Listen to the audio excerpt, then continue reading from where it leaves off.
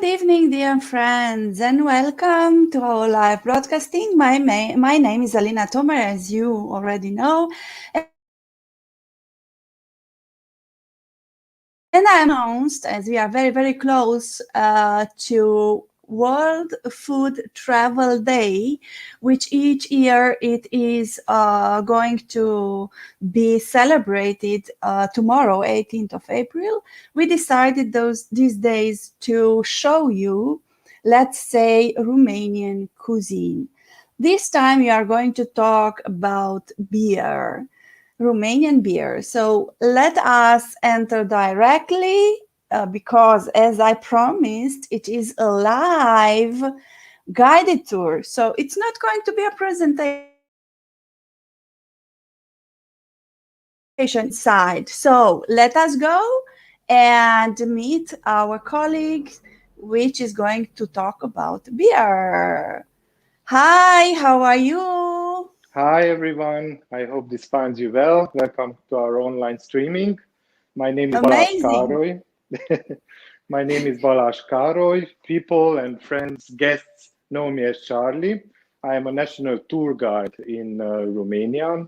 I live in Brasov, and here is also my certificate and my badge. Wait. I'm going to show them mine as well. So this is a close-up with mine, and that is yours. Amazing. Thank you very much, Charlie. So, Charlie it is. Your name is Charlie. It is. Yes, that's how people call me all the time. That's what I'm used to. I'm also a member of Pro Guide Romania Association. Super. And I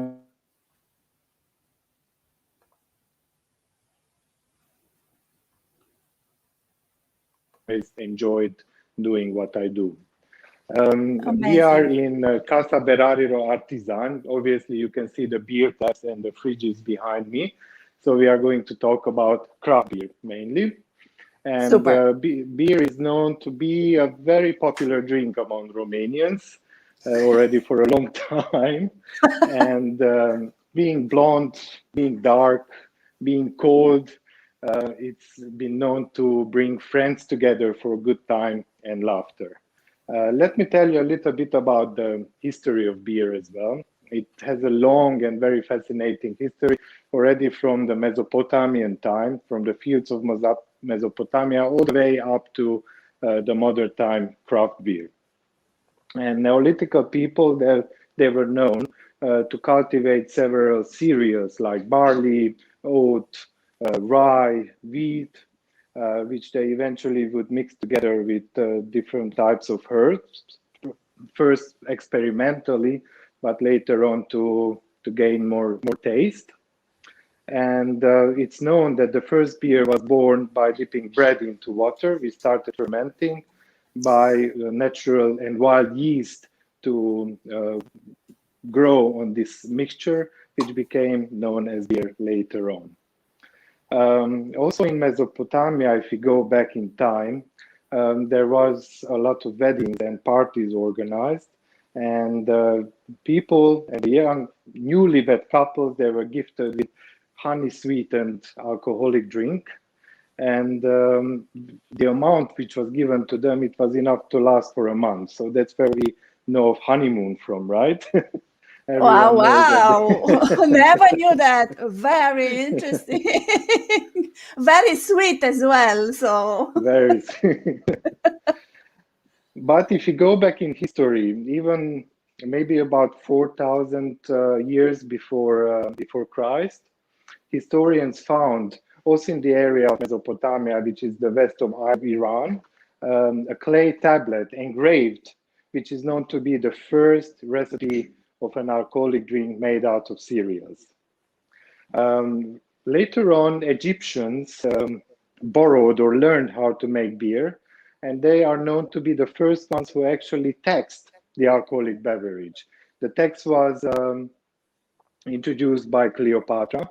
She wanted to build and finish the construction of the pyramids, and she needed a lot of money, right? And the workers, they were paid with beer. So they were getting about 4 liters of beer a day. Not bad, isn't it? Romans Not bad at all. I'm already starting to laugh, so I think they were very happy while Well, they working. had strengths. You know, the beer was very important because the water sources were very often contaminated, and the alcohol content of the beer made sure and the safe hydration for these people, and it was full of calories too. So they had strength to pull those stones and construct the pyramids. The Super. Greco-Romans, they adopted from the Egyptian the beer making. However, the Romans considered beer the drink of the poverty, of the poor people. And the only one, or it is known that it was the most popular drink of Julius Caesar. In medicine, beer was used. I mentioned earlier that alcohol is the one who makes water safer or kills the germs in the water. Attilus, a Greek surgeon, recommended young mothers who were giving birth to drink beer because it was helping them to produce milk for the young babies. Oh. Later on, getting forward in time, monasteries in Europe, they started producing as well, not necessarily to get drunk, because you know the priests and the monks, they would not really drink, but this is how they could support themselves by selling the drink. And in France, in a little monastery in Corby, in a small village, they are the first one known to cultivate hops, which is also a very important ingredient of the beer. Going in time, this tendency of monastery beers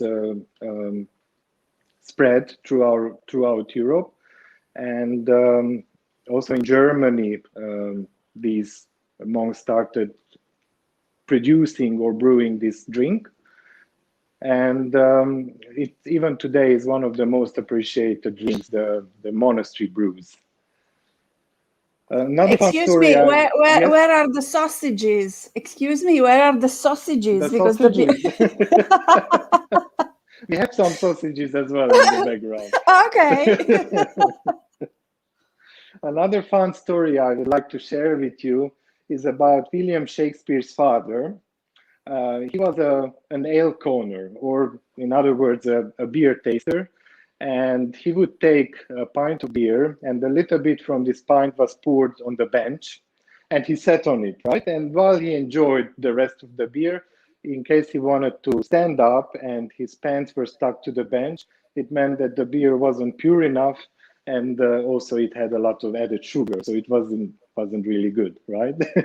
Wow. Or we know about Benjamin Franklin as well, who spent a lot of time in the middle of the 19th century in London, and he enjoyed very much going into a print shop to watch those workers print books, letters, and so on. And he observed that these workers, the employees of this print shop, they were drinking quite a lot of beer already at breakfast, a pint of beer, then between breakfast and lunch, another pint of beer, a third one at lunch, one in the afternoon, we could call it the 5 o'clock tea maybe, and one after they finished their duty at the print shop. In Germany, at Prince Ludwig's wedding, there was a ceremony organized and they served beer. And they kept doing this year by year because it was so successful that this is what we know today, the Oktoberfest. Yeah? Amazing. So the beer production spread wide in Europe, also in the United States later on. However, in the early 20th century, in 1910, the American amendment stopped allowing the sale and the production of alcoholic drinks. This was also for the home brews or the homemade alcoholic drinks up to 1970. And after 1970, it was a big boom of these crafted beers. The law allowed home brews and the small crafted beers to be produced. And when we talk about craft beer, what do you think we mean about that? It means that the beer has to be traditionally produced, traditional recipes have to be used, and they have to be independent small groups which would produce this beer. And this law of home crafted beer, it's only after 1970s So all those brewers which were established before 1970, they cannot really called crafted beer producers. However, there can be some exceptions. If they are small and they use traditional recipes, then they are allowed to be crafted beer producers. And today I invited to our little show a local producer of Mustata beer. His name is Marius Chelarescu. Welcome.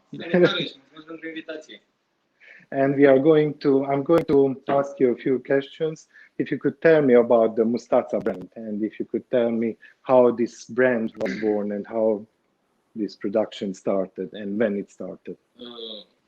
Microbrăria Mustata este singura microbrărie din Brasov și a început activitatea undeva în luna iunie anului 2018.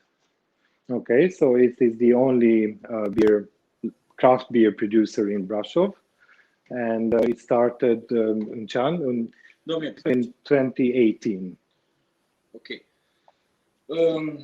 Ideea de microbrărie Mustata sau ideea microbrăriei Mustata a venit în urma dorinței colegilor mei, Marius și Chelarescu, de a se întoarce acasă, deoarece în perioada aceea lucrau în străinătate. Okay, so two of Marius's colleagues, they were working abroad, and they decided to come home and continue with the idea of home brewing.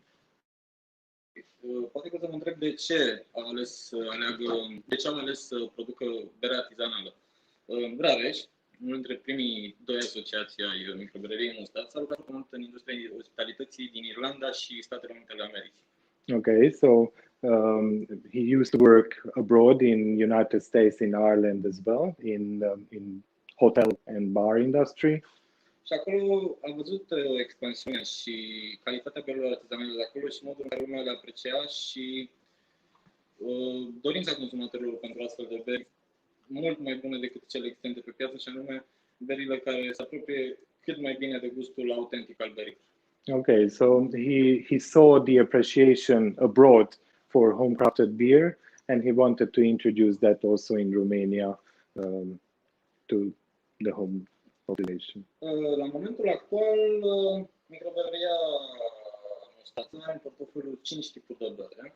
So the microbrewery Mustata has 5 types of beer in production. Și anume Mustata blondă, Mustata IPA, Mustata French Amber Ale și Mustata negră, respectiv Mustata alb. Okay, so they have blonde beer, Yeah. they have Indian Pale Ale, French Amber Ale, white beer or blanche beer, you can call it whatever you want, okay, and black stout. okay. Ok. Aceste 5 beri sunt principalele noastre tipuri de bere, pentru având în vedere că este un business, avem nevoie de această bază, pe care le vom avea sau se presupune că le vom avea întotdeauna.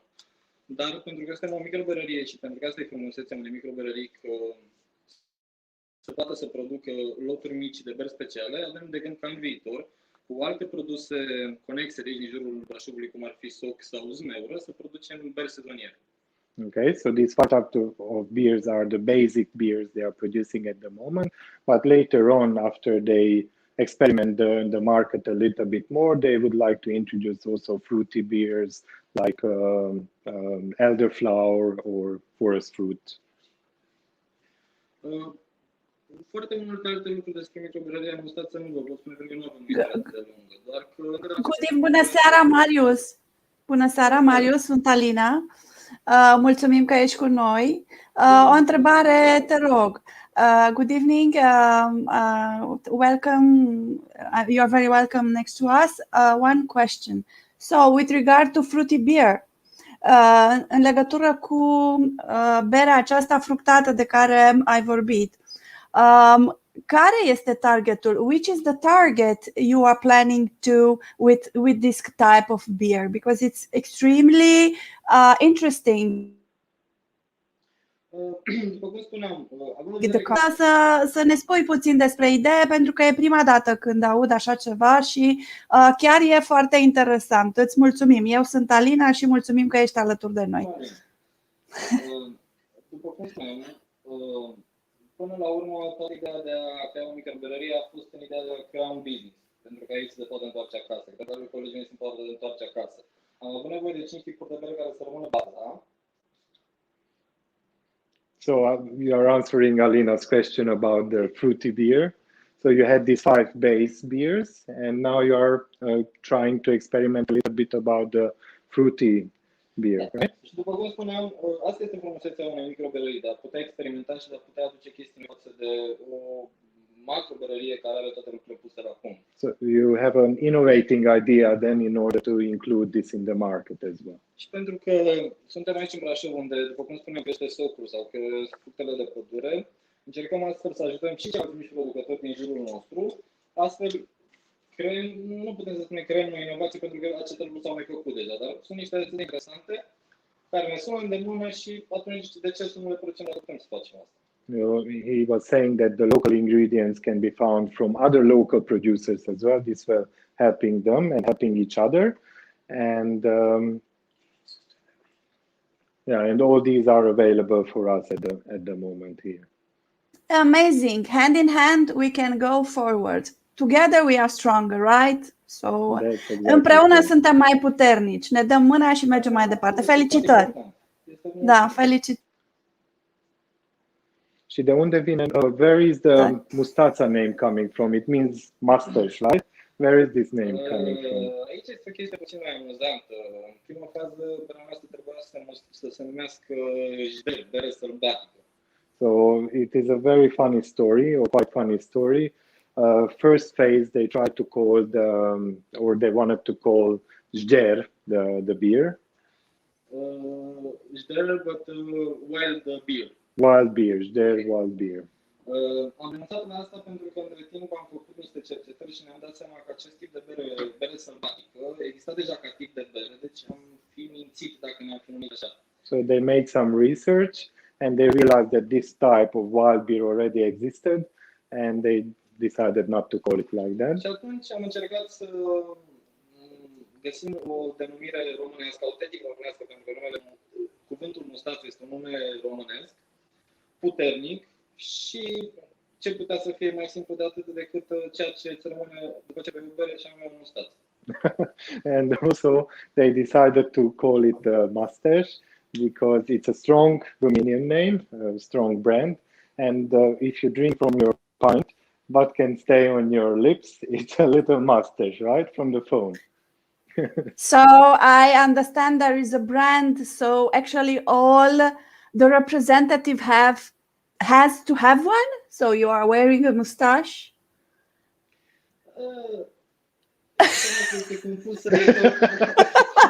Depends how much they drink.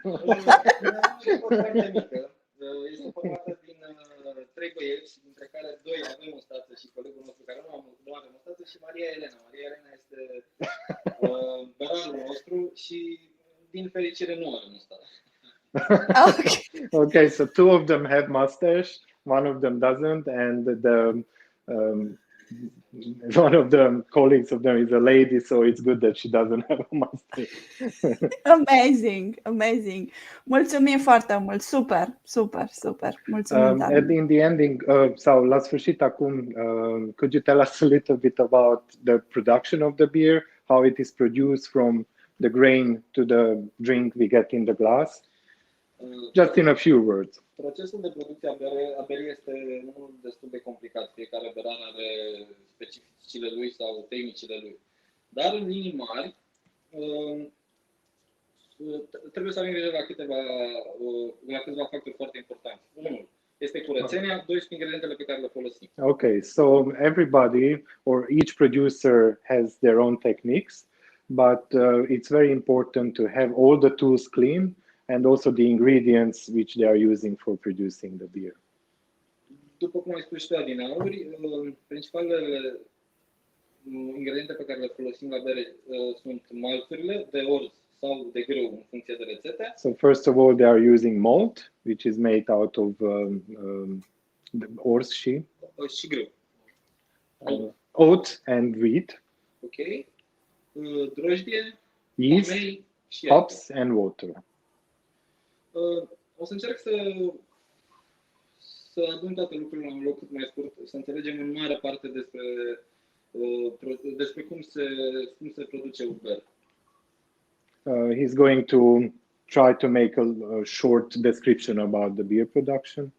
În primul rând, acel malt este măcinat.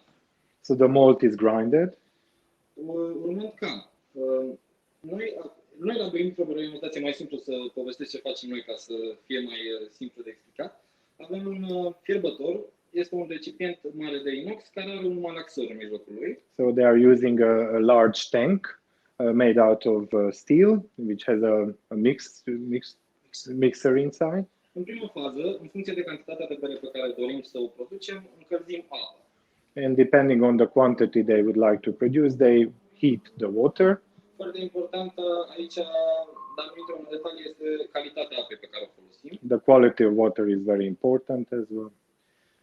După ce aducem temperatura apei la temperatura pe care o dorim, de la fiecare rețetă în parte temperatura diferă. At each recipe, the temperature of the water can vary. Adăugăm malțurile care au fost măcinate împreună cu, în cazul în care este nevoie la anumite rețete, fulgi de porumb, grâu, orz, inclusiv orez. And depending again of the recipe, they add the malt and the cereal as well. După ce malțurile împreună cu fulgii pe care le-am adăugat și-au lăsat, sau am reușit să extragem toate substanțele care aveam nevoie din ele, tot conținutul acestui tank este mutat în alt tank, unde pur și simplu lichidul care se numește ceai de malț este separat de malțurile și fulgii de porumb despre care vorbim.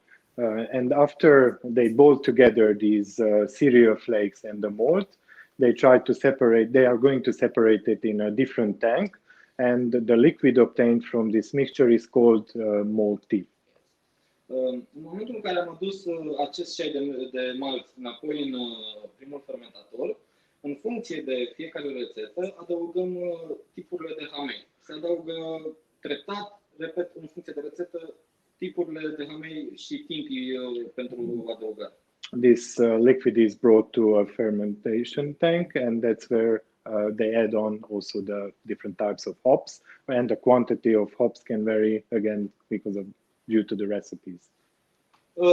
După ce acest lichid de malț a împrumutat de la hamei acel gust puternic a urii și multe alte substanțe, cum ar fi substanțele care ajută la stocarea berii, deoarece hameiul este un ingredient care... Scuze, am emoții, am foarte mare emoții acum. Hai că uite, avem, hai că nu trebuie să ai emoții. Uite, avem asistență, uite, avem pe doamna Marița Karlovska, care spune așa: bună ziua everyone, hello everyone. Hello. Deci oamenii ne urmăresc, avem o super audiență. Mulțumim foarte mult că ne spui câteva cuvinte. Sunt într-adevăr informații de care avem nevoie. Uite, și doamna Blanca Codeș, Mrs. Blanca Codeș, la fel, the same, is saying very Blanca. Good. So. Ok, gata, acum suntem înapoi online. So you were mentioning the hops gives the bitterness, yes, to the. Da, și în același timp hameiul este un conservant natural. Asta e ceea ce vreau să And also it's a natural preserver, the hops. Okay. După ce am făcut asta, aducem berea la o temperatură mai josă pentru ca ea să fie, sau nu berea, acest lichid, acest ceai de malț, îl aducem la o temperatură josă pentru ca el să fie transformat în tancurile unde urmează să fie fermentat. Then the temperature of this malt tea is lowered down in order to be able to transport further on to other tanks for fermentation. După ce ceaiul de malț a fost adus în fermentatoare, adăugăm drojdea, la fel, în funcție de fiecare rețetă sunt drojde diferite, adăugăm drojdea și închidem fermentatorul, acesta fiind ultimul moment în care berea ia contact cu aerul, cu oxigenul. So the last bit and the last time the beer is in contact with the air is when they close these tanks, but not before they would add yeast to the content. Procesul de fermentație este diferit, diferit de la fiecare bere în parte, dar sunt două principale categorii și doi principali timpi de fermentație. So there are two types of fermentation processes and also time processes. Vorbim despre berile cu fermentație la temperatură înaltă. We have high temperature fermentation, unde procesul de fermentare durează undeva între 3 și 6 zile, la o temperatură încadrată între 14 și 25 de grade în funcție de rețetă. The fermentation takes about 3 to 6 days, and the temperature they keep this drink or fluid is between 14 and 25 degrees. În această categorie doar în limari regăsim beri precum ale, amber ale, These are black the stout, ale, amber ale, and black stout. These are the types of beer with high fermentation process. A doua categorie de bere sunt berile de fermentație joasă. And the lower fermentation. Diferit de prima categorie, aici temperatura de fermentație este undeva între 5 și 10 grade. The temperature here is between 5 and 10 degrees. Și avem două etape de fermentare. And it has two phases. În prima etapă, berea fermentează undeva între 8 și 10 zile la o temperatură cuprinsă între 5 și 10 grade. The first phase, its temperature is between 5 and 10 degrees, and it's around 8 days. Apoi, în funcție de ce își dorește berarul, lichidul este adus la o temperatură joasă între 0 și 2 grade. And then they lower the temperature to 0 to 2 degrees. După ce fermentația a luat sfârșit, and after the fermentation is over, mai avem ultima fază, care este maturarea berii. And the last phase is aging the beer. Maturarea berii, pe scurt, este momentul în care berea este carbonatată natural. And this is when the beer gets naturally carbon dioxide. Apoi, evident, consumatorii consumă berea în locații ca acestea sau în orice alte baruri, acasă. Sau and after that, the beer can be enjoyed with full pleasure. Cam despre asta este vorba în ceea ce privește producția de bere artizanală. Mulțumim foarte mult. Thank you very much. Bye bye. And I have another surprise for you. It's Mihai Mirica. He's the representative of the Casa Berarilor Artizani. Welcome, Mihai. Hello. Bună seara, bun venit, mulțumim. Bine ați venit la noi în casă. Welcome to our house. Ok, este în Casa Berarilor Artizani din Brașov. And they are the Casa Berarilor Artizani from Brasov. Și suntem un lanț de magazine, un franciză, pe care putem regăsi în 11 orașe ale țării la ora actuală. And it is a franchise which can be found in 11 cities throughout Romania. Și vor fi 30 până la sfârșitul anului 2021. Deci încă 19 vor fi în construcție. Hopefully another 19 will be opened until the end of this year. Așa. O să vă povestesc un pic despre ce înseamnă Casa Berarilor Artizani și de la nevoia de la care a plecat acest brand și acest magazin. He's going to tell us a little bit about why this franchise was opened and established.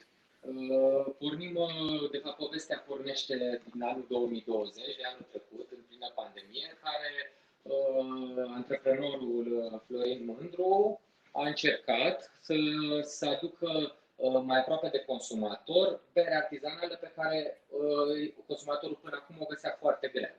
A local entrepreneur, Florin Mândru, he is the one who decided to open up the franchise. It was a very hectic year, I would say. Maybe it still is quite hectic, right? But in 2020, when the pandemic started, and what he wanted to do is to bring beer closer to the consumers. Yes. And craft beer. Da, vorbim despre bere artizanală, care în România, la ora actuală, înseamnă undeva în jur de aproape 1% din total consumul de bere. From the total beer consumption is about 1% the craft beer consumption. Pe când în Uniunea Europeană media este undeva la 31%. Asta înseamnă că este un potențial extrem de mare de creștere pe piața de bere artizanală în România. So he considers, or they consider, that this is a huge market because in the rest of or other parts of Europe, it's about 30% the craft beer consumption. Și berea, de exemplu, la americani este undeva deci berea artizanală la americani undeva la 45% din total consum bere, se consumă bere artizanală. And in US, 45%, so almost half of the beer consumed in US is craft beer. Da, așa s-a născut, adică de la nevoia identificată în piață s-a născut brandul acesta, care încearcă să aducă practic toți producătorii, microproducători, producătorii berari din România să-i aducă sub același acoperiș. So what the franchise and what the concept is trying to do, to bring under one roof all of the local and small producers in Romania.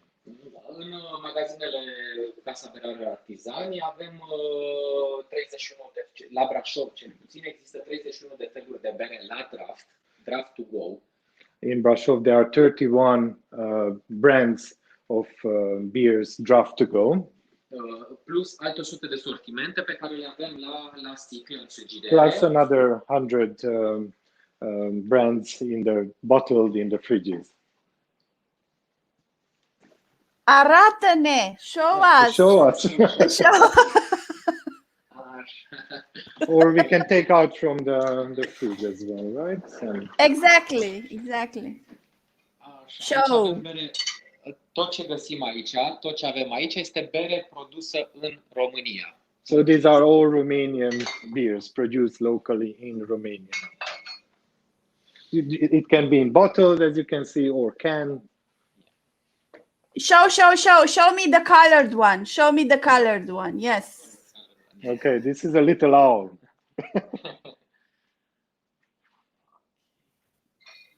Or let me show you another one. Wow. Or like this.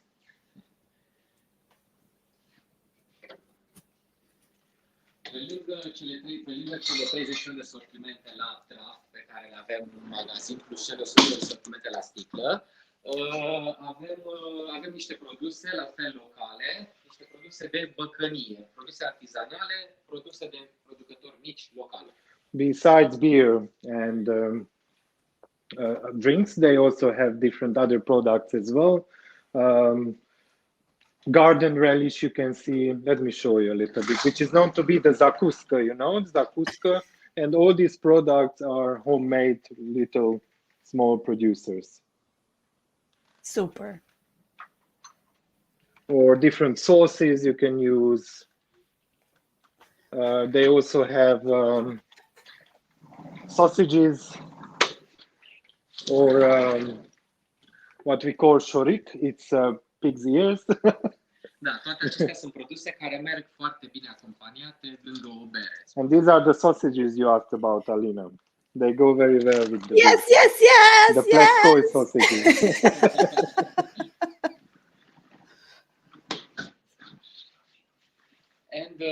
Și avem o selecție de vinuri, la fel, de vinuri produse în România și Republica Moldova. They have also a selection of wines from Romania and the Republic of Moldova. And also Palinka the Palinka, Râșnov. it's from Rushnov, which is about 15 kilometers away from Brasov.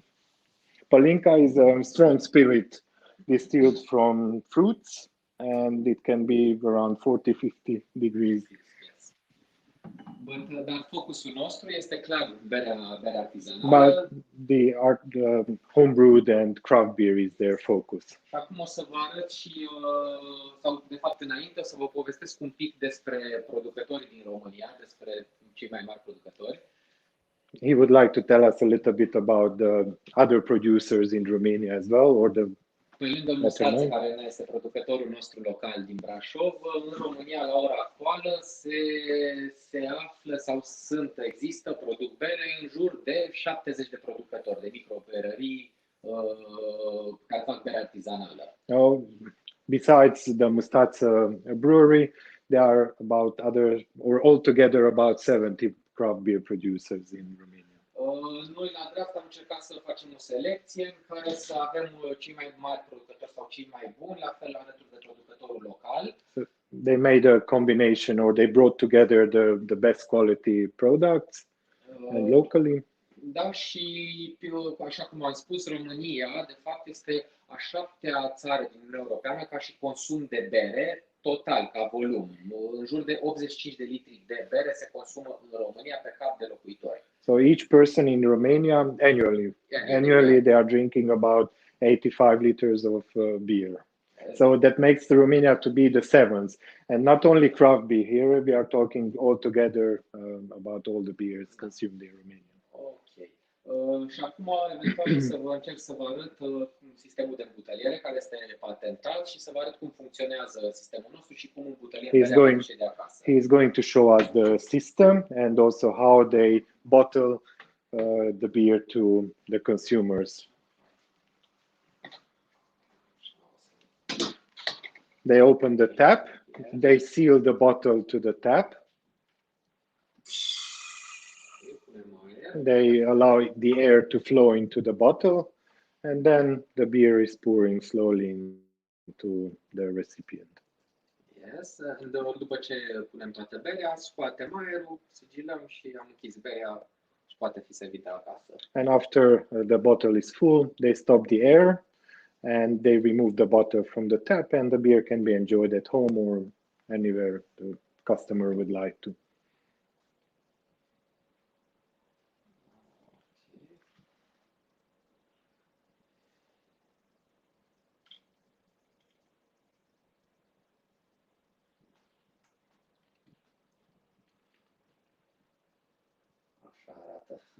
This is how it looks like.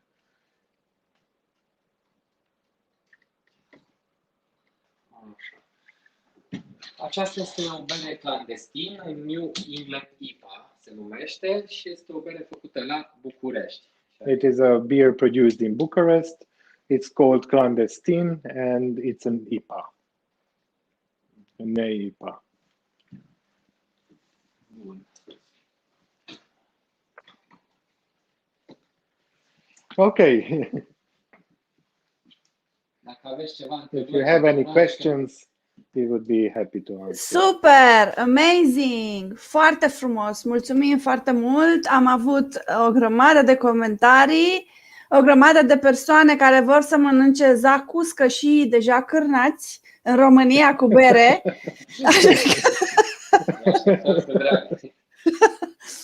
Uite aici, zacuscă. Can I have a jar, please? Un borcan, mă rog. Deci deja vin comenzile. Asta ne bucură. Gheorghiță, Okay, Adrian Gheorghiță spune că sper că n-a ajuns prea târziu. Dragă Adrian, n-a ajuns niciodată prea târziu, ești mereu binevenit la live-urile noastre și mai cu seamă la o bere la Brașov, nu-i așa? Our friend Adrian is next to us. Brașov to Casa Berarilor. Super. Casa Berarilor Artizani, the house of the craft beers producers. Exactly. It's much more longer in English than in Romanian. But I am sure after we drink one beer, everything goes smoothly. No misunderstanding. Everything goes better with beer, Mihai is saying. Well, dear visitors, thank you very much for participating. You can rewatch this video on YouTube. It's going to stay there. And if you have any questions now, it's good to ask. Otherwise, we would like to say yes. Wait. We have Mrs. Ruxanda Populanu, doamna Ruxanda, gustul este tot ce contează. The taste always matters. Always. Thank you very much. Bine, dragilor! Deci mâine sărbătorim Ziua Mondială a Călătorului Gastronomic, dacă pot să mă exprim în felul acesta. Mulțumim foarte mult că ați fost alături de noi. Mulțumim și colegilor de la Brașov. Deci nu uitați, când ajungeți la Brașov, să treceți pe la Berarilor Artizani. Exact. So, dear friends, thank you very much for being today with us. Thank you very much for watching, and you are very welcome in Brasov to Just say it because it's too long for me now. Casa Berarilor Artizani. Cheers.